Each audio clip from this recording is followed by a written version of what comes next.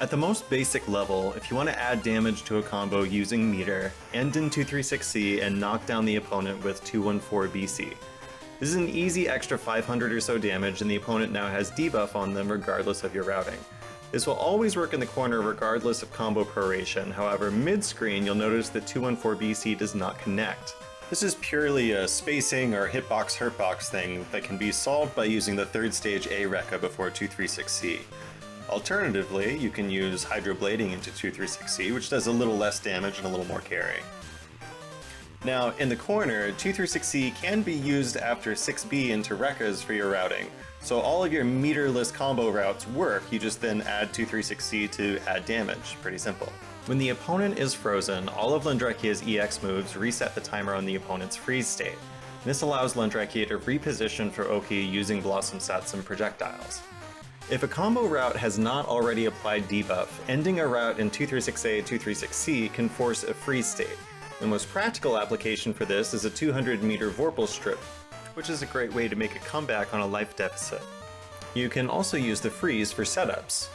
If you use 6B on a frozen opponent at very high proration, the grid steal will still happen, but the opponent will just immediately tech off the ground if they are holding a button to tech.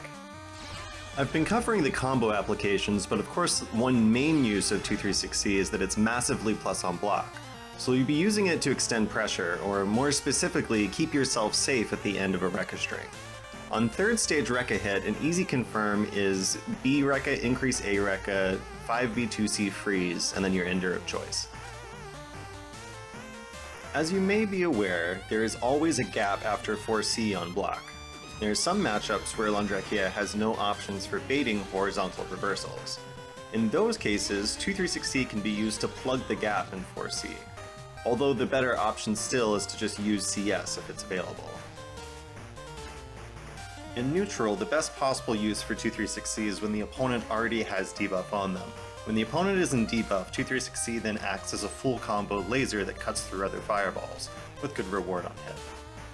As a quick aside about debuff mechanics, the first hit of Londrekia's specials can be shielded to prevent debuff from being applied, but the exception here is 6B, and 623C is kind of just the EX 6B, always applies debuff. 623C is massively plus on block, enough to connect a gapless overhead from Assault Jump C or increase C Rekka. Also, just like 6B on block, the block stun lasts so long normals do not apply pushback, so throws more threatening. Unlike 236C, 623C cannot be reliably used on reaction to fireballs, it has to be a read. And if the opponent blocks it from full screen, Lon does not have advantage to begin pressure here. The most this does is open up an RPS situation in which he can poke from mid-range. Another notable difference between 236C and 623C is 623C is air unblockable, so if an opponent is forced to block 236A in the air, the 623C will catch them. Another dynamic worth mentioning is green shielding. If the opponent green shields, it's a free grid break from anywhere on screen. On hit, 236A, 623C is not that great of a starter. You shouldn't expect to break 3k if the 236A connects, not even on counter hit. This is also true of 236A and 236C.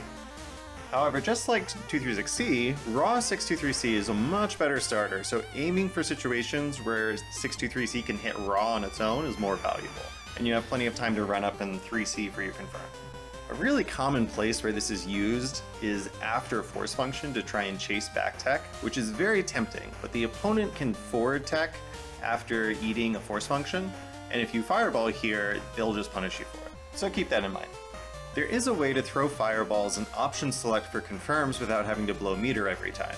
If the opponent is far enough away, just input the 236C or 623C late after it connects, and on hit the EX move will come out. You want to avoid using Fireball into 623C recklessly because the opponent can just jump and assault over it to punish you, or interrupt it with their own EX move, and there are some matchups where you're just not going to be wanting to Fireball as much. There are better ways to play neutral.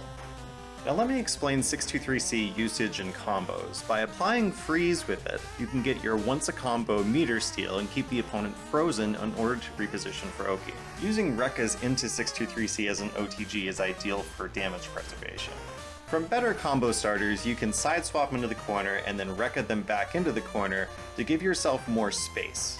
Using an extra backdash at this spacing opens up more options. You can check Wake Up with 236B, which will cover delay tech options and leave you massively plus. Using Rekkas at this spacing will catch any attempts for the opponent to move, since the Rekkas are air unblockable. If the opponent wakes up blocking, they're forced to hold a mix that's harder to see because of the Blossom. Extra space can also be taken using a high 236B freeze. And in fact, it's possible to take even more space using 236C for the free state extension instead. The triple backdash setups are a little bit more niche in their application, but there's still an option and provide some unique mix-ups not available at other ranges. One Oki dynamic that's very important in some matchups is using Jump C in combination with Blossom Set. There are several characters, Batista being one of them, that cannot use their reversal when you are directly above them. So by forcing them to initially block a Blossom, which prevents them from dash blocking, they can be forced to block a deep increased Jump C, which is plus on block even when shielded. Earlier, I covered the dynamics of using 6B on a frozen opponent after the extra proration from a freeze extension. While you will not be able to steal grid more than once per combo, the opponent taking off the ground immediately can in fact be a benefit if they are unprepared for the situation on Wake Up. If they fail this knowledge check, Lon can go for mix-up attempts that are somewhat harder to see because of the 6B effect.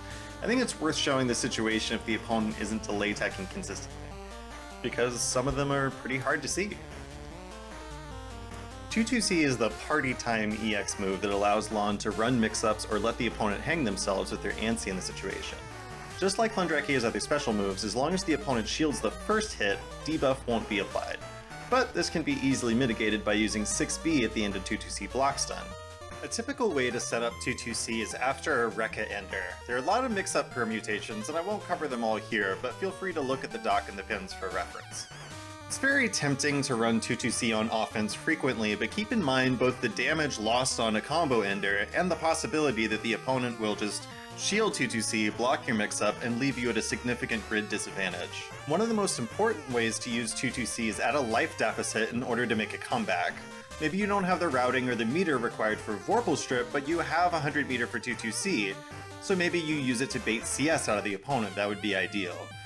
The other ideal outcome is running a safe, gapless high-low mix on the opponent, and if you get a hit, maybe winning the next Vorpal cycle.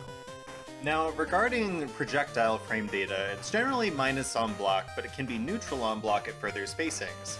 So when 236A is cancelled immediately to 22C, the frame data remains roughly the same, and as a result, all the neutral on block post-fireball corner interactions apply.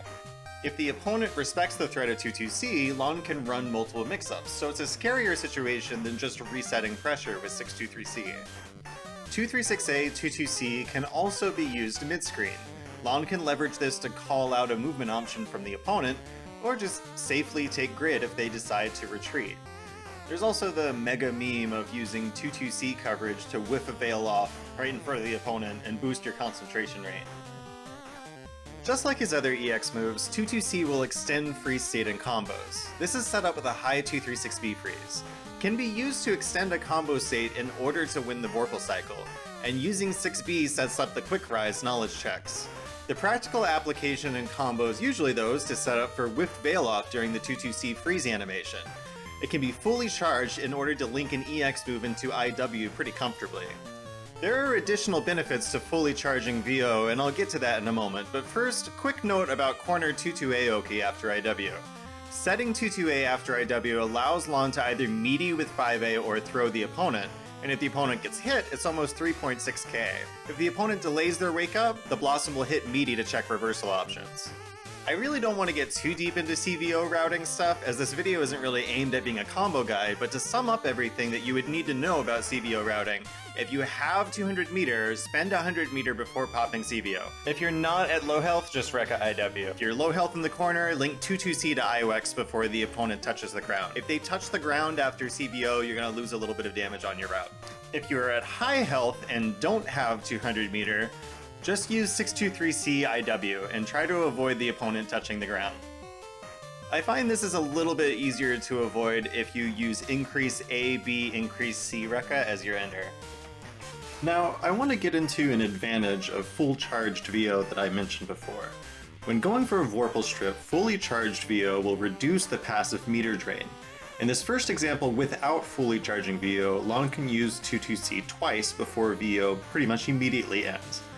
From the same situation, when Lond fully charges VO for the Vorpal strip, he can use 2-2C 3 times back to back before the meter drain ends, which potentially is a lot of mix-ups in that short period of time. And if anything hits during the first 2-2C uses, he'll retain the highest possible combo damage with both VO state and confirming into IW. So go for it. I think Londrekia having a great deal of routing flexibility in terms of meter use is a big strength of his, and there's some very impactful decisions that can be made based on the game state. I hope this guide has given you some ideas to try out. Good luck and have fun!